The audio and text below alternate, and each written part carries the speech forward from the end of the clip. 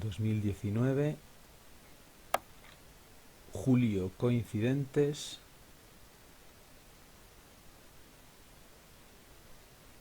B4. A ver qué nos pide el problema. Un rayo luminoso de frecuencia F1 igual a 6 por 10 a la 14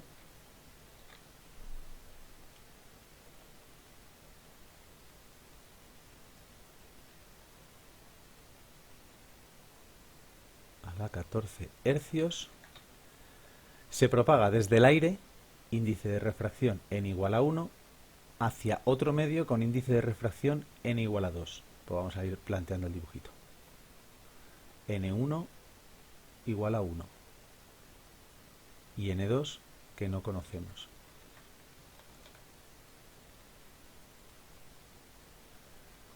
Y incide con un cierto ángulo que no conocemos. Este ángulo es el ángulo incidente. Se observa que al atravesar la superficie plana de separación, el rayo modifica su dirección alejándose de la superficie, es decir, esto. Eso, pero bien dibujado. Así. Se aleja de la superficie. Por lo tanto, este ángulo es mayor que el incidente, porque el rayo debería seguir recto, pero al alejarse de la superficie va a ser mayor. Pero a nosotros lo que nos interesa es este, y este ángulo es el ángulo refractado. Y si este es mayor que el que teníamos, este tiene que ser menor que el que teníamos. Esa es la condición que nos están dando. El ángulo refractado va a ser menor que el ángulo incidente. Entonces, aquí se pone de manifiesto la importancia de saber desde dónde medimos los ángulos. Los medimos desde la normal a la superficie de separación de los dos medios. Esto era, lo puse el otro día, la superficie de separación. Y esto era la normal. Y nosotros medimos los ángulos respecto de la normal. Por lo tanto, nos están dando, un poco rebuscado, pero no muy difícil, esta condición. Que además ya el otro día lo pusimos en teoría. Vale. Y nos pregunta que ¿será N2 mayor que N1 o N2 menor que N1? Y no vale con ponerlo. Es menor que N1 porque mira qué dibujo tan bonito te pongo. Hay que justificarlo. Además lo pone. Justifique la respuesta. Pues vamos a ello. Para justificar la respuesta siempre aplicamos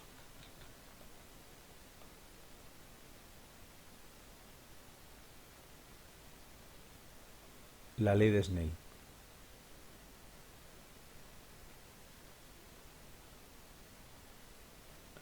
¿Y qué es la ley Una de pregunta. Tell me. Para ponerlo de aplicamos la ley de Snell, ¿hay que poner algo en plan diciendo qué es la ley de Snell o simplemente pones aplicamos la ley de Snell y ya tira para adelante?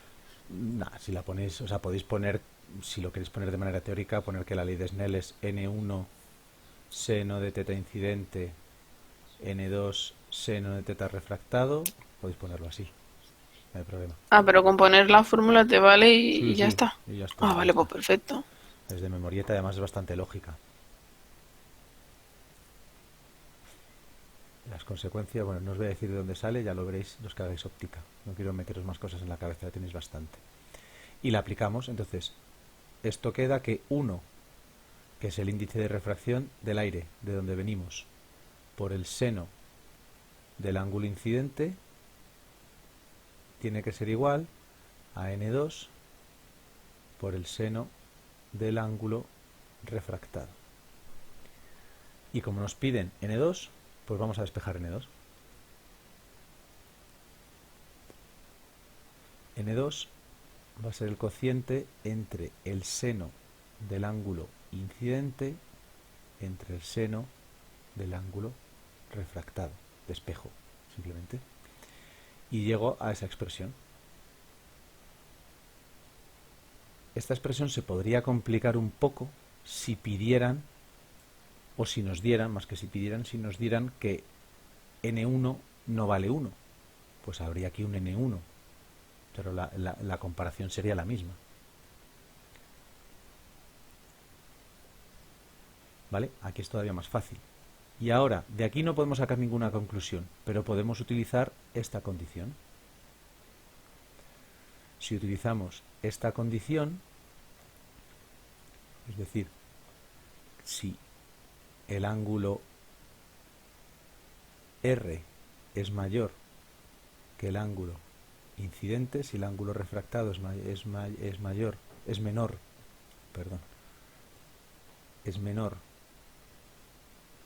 que el ángulo incidente, podemos suponer que el seno del ángulo refractado es menor que el seno del ángulo incidente.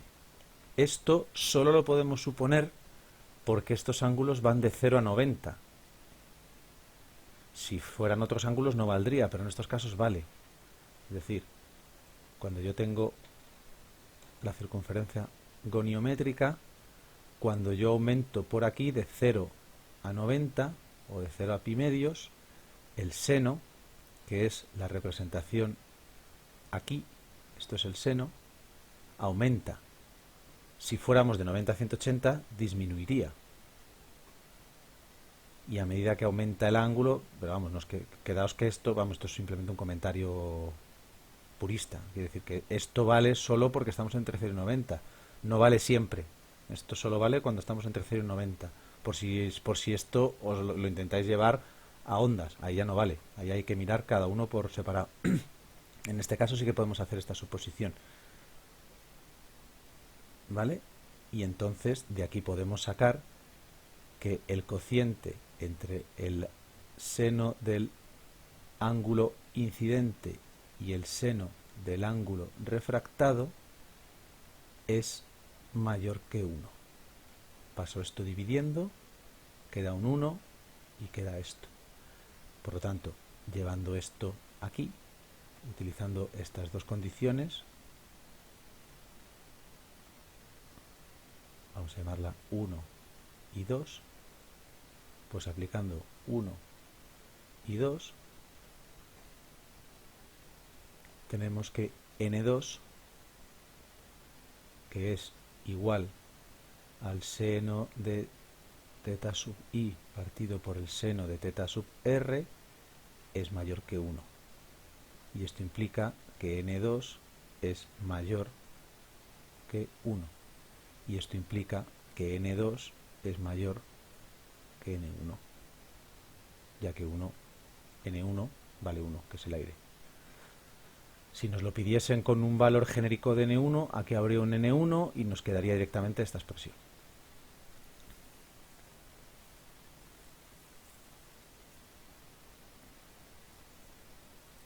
Y además es lo que sabíamos, que cuando era mayor el segundo que el primero, se curvaba para abajo.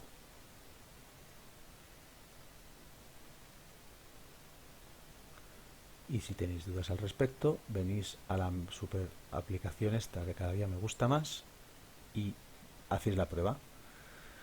Vamos de aire y a uno mayor, por ejemplo lo que sea, y se curva. Cuanto mayor es el de abajo, más se separa el ángulo.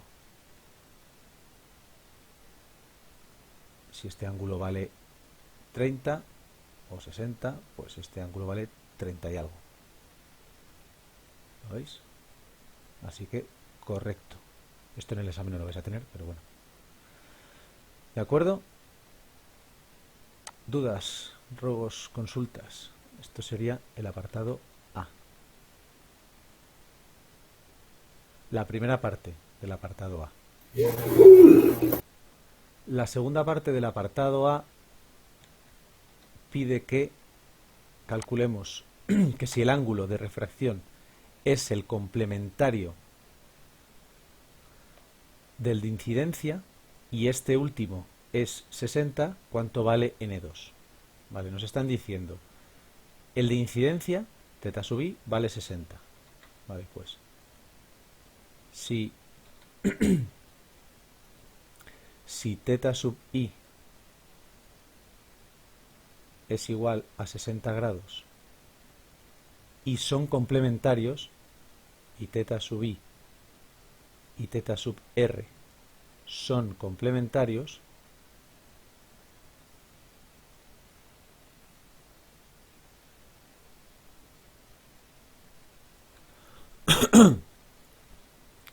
tenemos que, y ponemos entre paréntesis aquí, que sean complementarios significa que θ i más θ r suman 90 grados. Los ángulos complementarios eran los que, bueno, eran los de un triángulo rectángulo. Si esto es alfa y esto es beta, pues los dos tienen que formar 90. Oye, profe, ¿esto por qué lo estás haciendo? ¿Te dice enunciado? Sí, lo pone aquí. Nos dice, justifica la respuesta de cuál es mayor y luego si el ángulo de refracción es el complementario del de incidencia, estoy aquí para que lo veáis. Vale, obvio que. ¿Vale? Así que de aquí podemos sacar que θ i vale 60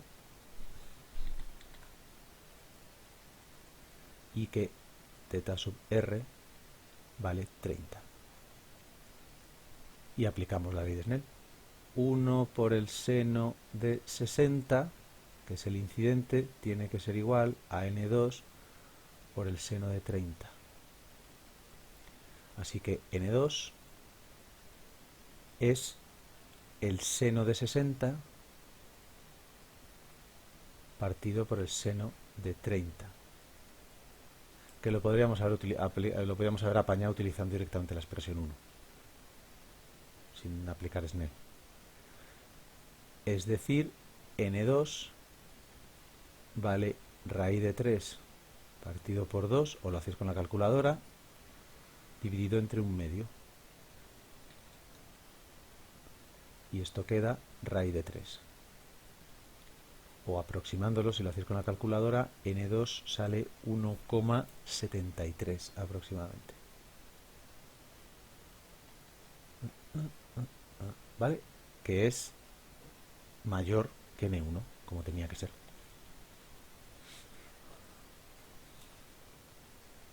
¿Ok?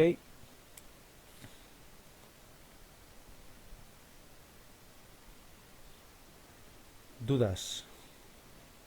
Nada, ¿no? Aquí no hay problema ninguno. Espero. Todo muy fácil.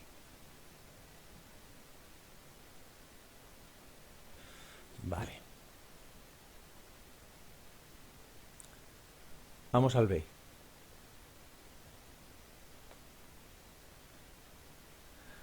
En el apartado B, ahora nos pide que cuál es la frecuencia y la longitud de onda del rayo refractado si n2 fuese 1,5. Fijaos que ya nos estaba dando pistas. Ya nos estaba diciendo que n2 tenía que ser mayor que n1. O sea que nos estaba dando la respuesta correcta, que era esta. Hay que leer los problemas porque todos estos problemas suelen dar pistas por ahí sueltas, como en química, parecido. Muy bien. Pues entonces nos piden cuál sería la frecuencia y la longitud de onda. Pues lo primero que ponemos es la frecuencia